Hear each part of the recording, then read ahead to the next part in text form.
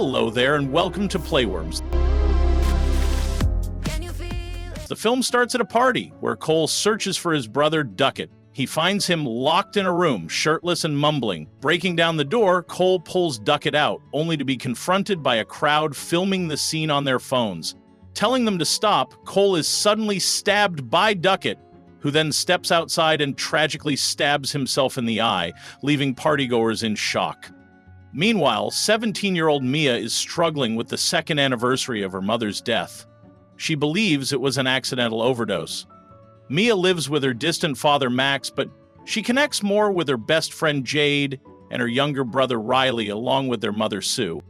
One night, Mia picks Riley up after hanging out with a friend. On the drive home, they come across a kangaroo hit by a car, moaning in pain. Riley suggests putting it out of its misery, but Mia hesitates and drives around it, unable to end its suffering. Jade convinces Mia to join her at a party, mainly because Jade's boyfriend Daniel will be there. Riley sneaks along with them as they head out. The party, hosted by Joss and Haley, has a dark twist. The group plays a game with an embalmed hand, claiming it can summon spirits. Mia volunteers to go first. As Haley lights a candle and guides her, Mia grabs the hand and says, "Talk to me." She sees the spirit of an old man, then grows bolder and repeats the phrase, followed by, "I let you in." This time, she's confronted by the terrifying spirit of a grotesque woman. Mia appears to be overtaken by the spirit, speaking in a menacing voice to Riley, before the hand is forcibly pulled away from her. Later, the group plays the game again at Jade's house while Sue is out for the night. As the older teams take turns, they encounter more spirits, including a disturbing moment where Daniel becomes possessed and ends up kissing Jade while also making advances on the dog. Riley insists on trying the game, despite Jade's protests and the others thinking he's too young. Reluctantly, they agree, limiting the time to under a minute. When Riley holds the hand, he becomes possessed by what seems like Rhea's spirit, telling Mia how much she misses her. However, when the time is up, Mia wants to keep going, but Riley, now seemingly in pain, starts smashing his head against the table, nearly gouging out his own eye.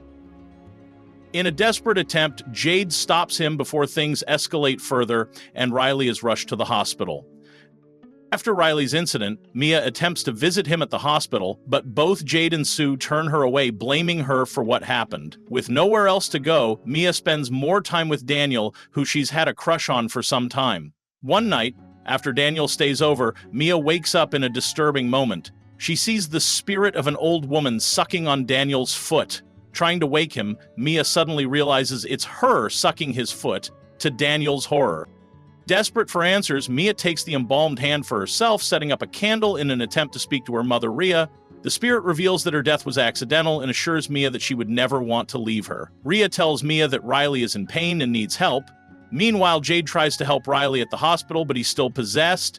He bites her before falling into a trance and smashing his head against a bathroom wall until the doctors subdue him. Mia, Daniel, Haley, and Joss seek out Cole, who explains that Joss is to blame for showing Duckett the hand. Cole reveals that the spirits get weaker the longer they possess Riley, so they'll just have to wait it out. Convinced that they didn't fully extinguish the candle during their last game, Mia comes up with a plan to finish the ritual. She and Jade go to the hospital to attempt to get the spirits to repossess Riley, hoping to somehow free him. But the plan fails. Mia returns to the game on her own and encounters the spirit of a little girl who shows her a horrifying truth. Riley is being tormented by dozens of malevolent spirits.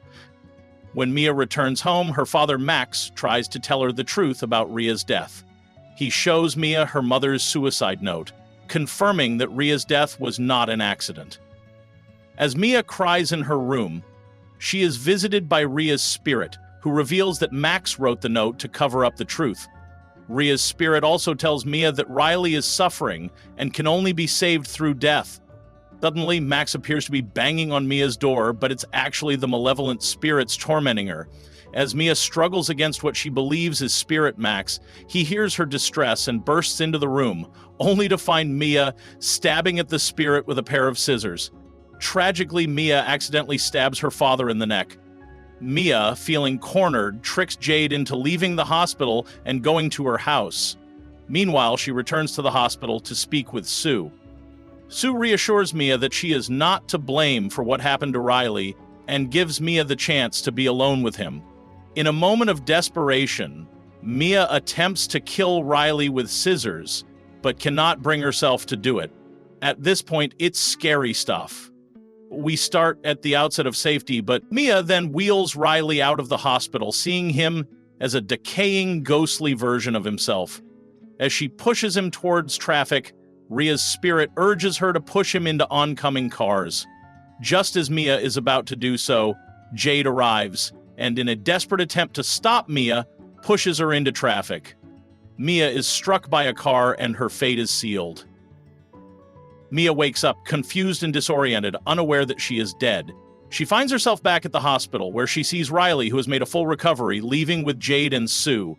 Max also appears to be miraculously healed from his wounds. Mia tries to approach them, but they don't acknowledge her presence. She's invisible to them.